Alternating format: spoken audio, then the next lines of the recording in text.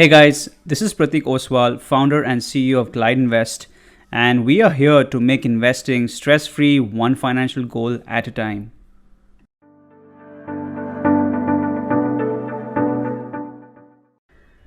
Hi, so today's topic is about more than 5 ways to get below average mutual fund investing. So these are some of the ways where 5 ways in which investors can destroy wealth. So the whole idea about this article is to point out ways in which ways or things that investors should not do when it comes to investing for your long-term wealth.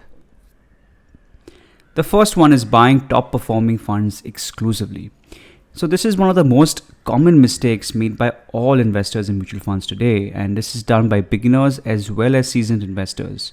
The idea is that top performing funds may sound extremely enticing, but top performing funds do not end up maintaining their performance over a very long time.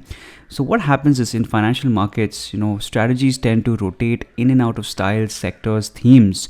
So the best possible way of investing is to just stick to a good mutual fund and make sure that you are investing it through good as well as bad times. The second one is that selling a poorly performing fund and buying a high performing fund is something which is not really recommended, because what it does is you're actually destroying wealth by juggling mutual funds.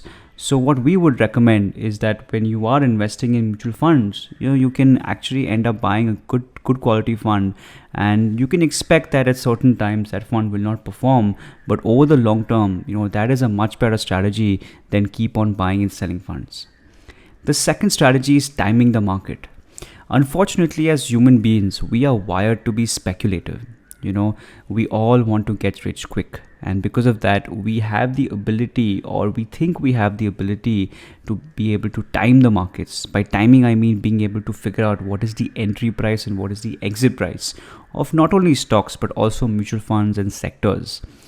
What studies have shown is that almost nobody can, or in fact nobody can time the markets correctly. The markets tend to be impossible to time by a majority of investors, and usually the pursuit of timing the market ends up destroying a lot more wealth than just buying and holding for a very long time. So we would recommend investors is that stay away from sector funds, because sector funds tend to be very popular when they're most expensive, and also they tend to be very popular when they have done really well in the past. And also we also recommend not to time the markets. If you're worried about investing your money all at once, then you can do a simple systematic investment plan, an SIP strategy for your investments. The third mistake is investing only in bull markets. So there is a common phrase which says that you should be fearful when others are greedy, and you should be greedy when others are fearful. The problem with investing is that a lot of investors tend to invest most of their wealth when markets are going up, because they don't want to miss out on the gains that they have missed out in the past. And what happens, a lot of investors tend to invest nothing during poor markets, because they don't want to lose short-term money because of a declining market. Well, this has been very big characteristic of actually making very less returns. The best investors tend to do the exact opposite, which is invest less in bull markets and invest more in bear markets. So we would recommend that, obviously, as a layman investor, is to invest across all markets. So regardless if it's a bull or a bear market, make sure that you're consistent and disciplined when it comes to investing to maximize your wealth. The fourth reason to why what investors should not do is selling investments when they lose money. We all know that equity investing is extremely volatile, and there is also a famous quote by Warren Buffett which says, rule number 1, never lose money, and rule number 2, never forget rule number 1. So we all feel that when investments go from 100 to 80, we do want to sell investments because we fear short-term losses going forward. But this is actually a very big mistake. If you look at the history of the stock market, markets over the long term have always trended up. So what we would recommend is to not panic and sell investments. What happens is you're investing because you want to reap the power of compounding. And unfortunately, the power of compounding, the formula breaks if you sell money at losses. So whatever it is, please do not sell your investments at losses. The fifth is, becoming extremely greedy in bull markets and conservative in bear markets. This is something that we've covered before. People should not become overly greedy in good markets, and people should not be overly conservative in bear markets. When you have a risk profile, make sure you stick to it. So if you are a conservative investor, make sure your investments that you make on a monthly or a quarterly basis are conservative, and vice versa. The sixth reason to what you should not do is leveraging your investments. So we would recommend that investors do not use options, futures for their long-term investments. Leverage is leverage is a weapon of mass destruction. And even though, yes, leverage can enhance your returns, it can also enhance your losses.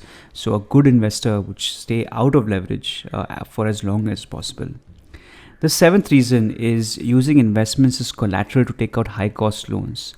A lot of investors would pledge their investments to take out high-cost loans. This is actually not a great strategy, because not only are you destroying your present, but you're also destroying your future, because in case there's a default in your loans, your entire future savings will be wiped out. This is something which we don't recommend doing.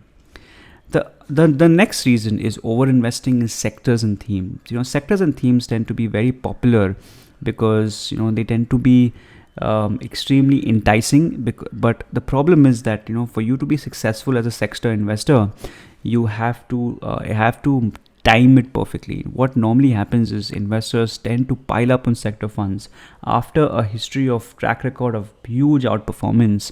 And essentially what we've learned is that past performance has no correlation with future performance. What that means is that a lot of investors tend to miss the bus, or tend to not really make enough money in sector funds because they come in after it's extremely popular, which is also after it's very expensive. So with that, thank you for today's session. Look forward to the next one.